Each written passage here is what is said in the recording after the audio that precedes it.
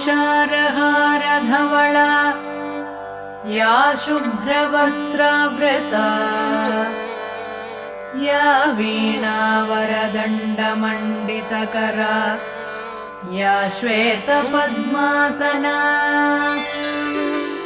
या ब्रह्माच्युतशङ्करप्रभृतिभिः देवैः सदा पूजिता सा मां पातु सरस्वती भगवती निःशेषजाड्यापहा। दोर्भिर्युक्ता चतुर्भिः स्फटिकमणिनिभैरक्षमालां दधाना हस्तेनैकेन पद्मं सितमपि च शुकं पुस्तकं चापरेण भासा कुन्देन्दुशङ्खस्फटिकमणिनिभा भासमाना समाना सा मे वाग्देवतेयं निवसतु वदने सर्वदा सुप्रसन्ना।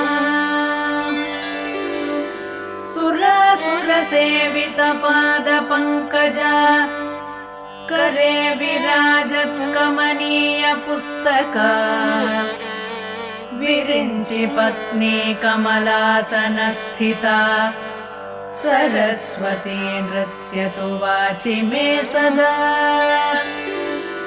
सरस्वती सरसिजकेसरप्रभा तपस्विनी श्रुतकमलासनप्रिया घनस्तनी कमलविलोललोचना मनस्विनी भवतु वरप्रसादिनी।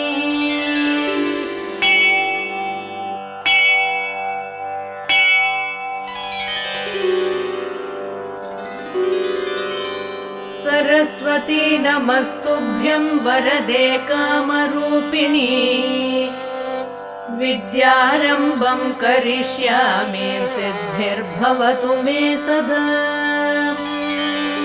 सरस्वती नमस्तुभ्यं सर्वदेवी नमो नमः। शान्तरूपे शशिधरे सर्वयोगे नमो नमः। नित्यानन्दे निराधारे निष्कलायै नमो नमः। विद्याधरे विशालाक्षै शुद्धज्ञाने नमो नमः। शुद्धस्फटिकरूपायै सूक्ष्मरूपे नमो नमः। शब्दब्रह्मी चतुर्हस्ते सर्वसिद्ध्यै नमो नमः। मुक्तालङ्कृतसर्वाङ्गे मूलाधारे नमो नमः। मूलमन्त्रस्वरूपायै मूलशक्त्यै नमो नमः।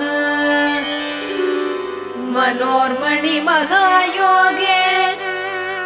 वागीश्वर्यै नमो नमः। वाङ्मयै वरदहस्तायै वरदायै नमो नमः। वेदायै वेदरूपायै वेदान्तायै नमो नमः। गुणदोषविवर्जिन्यै गुणविद्यै नमो नमः।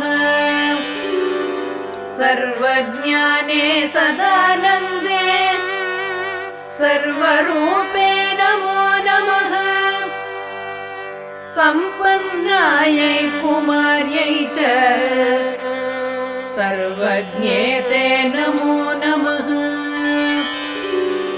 योगानार्यै उमादेव्यै योगानन्दे नमो नमः।